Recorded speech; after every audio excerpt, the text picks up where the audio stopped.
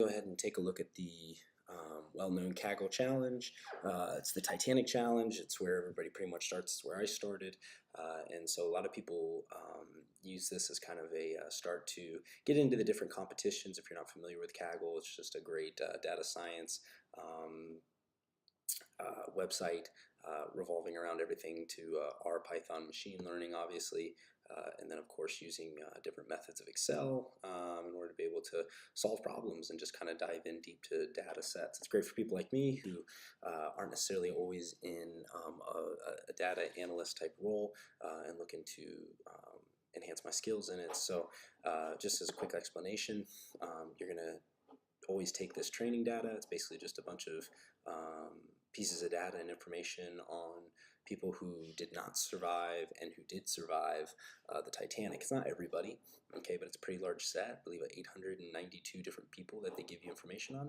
You're going to use that data to create a model, and then once you create a model that you like that can essentially predict who would survive and who did not, you can use this test data here to then see how great your model is. So it's just a couple hundred more people that you can go ahead and use your model on and see if you're correct whether or not they survived or not. You just test that, obviously, then that's what Kaggle does for you. You upload this test data once you've decided who survived, who did not, and see how close you were to being accurate. I believe I have, somewhere over here, not the smallest, but not the largest either. Around 77% I got right, so at least to see, I guess that's pretty good being for pretty much a beginner. The way I decided to do it my last time is I used something called Gretl. This is something I got from one of my data science courses. Just thought it was a really cool way to model and to be able to figure something out. It's just really fun. It's kind of an easier version of SAS in a lot of ways. You don't have to obviously know a lot of code, but code can help in times. So anyway, you always want to open up data. I went ahead and put my training data and the test data all together. Once I did that, I was able to dumbify some of those variables. So I dummified this variable, made it male and female, and then dummified this variable. This is just where they embarked on. I ended up not really using that one. So I've already done most of this, but I just wanted to give you kind of an idea of what I did in order to make this happen. So these are some of the attributes or parameters I decided I kind of narrowed it down to. I'm going to be looking at p-values. Obviously, my dependent variable is going to be whether or not they survived.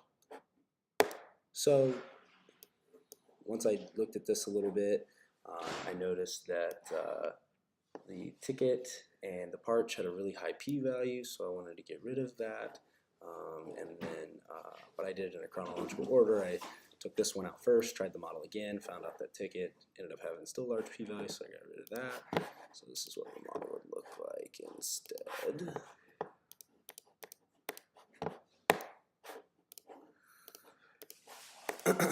So my adjusted R squared is 0.3294. It's the highest I was able to get, at least so far.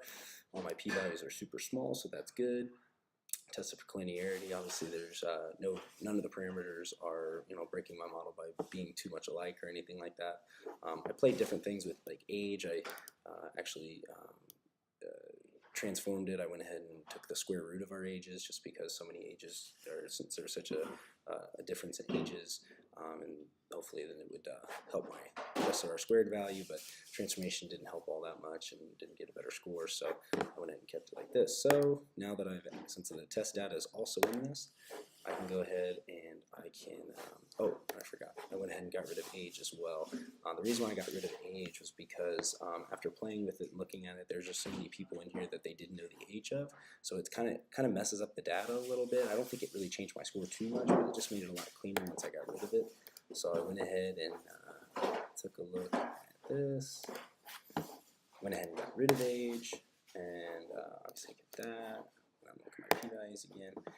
So as you can see, my adjusted R squared was actually a little bit smaller, but what I realized then too is when I went to do my forecasting, and this program is pretty smart, it automatically knew that I was going to look for all the test values, and these were all the test values were. They were in the 892nd row all the way to the 1309th row. So it's going to go ahead and predict whether or not they survived, and it's just going to give us a probability, obviously. So there's your predictions.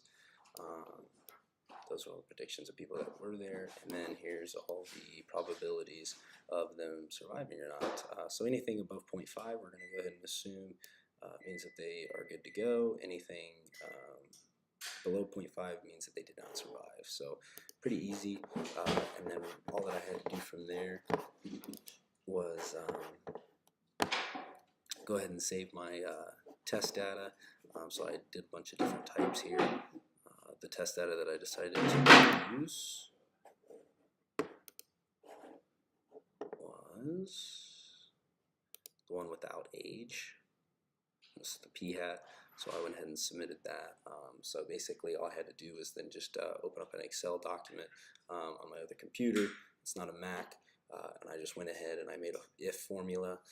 Obviously, if the probability of that test data was less than 0.5, then I gave it it would come up as 0.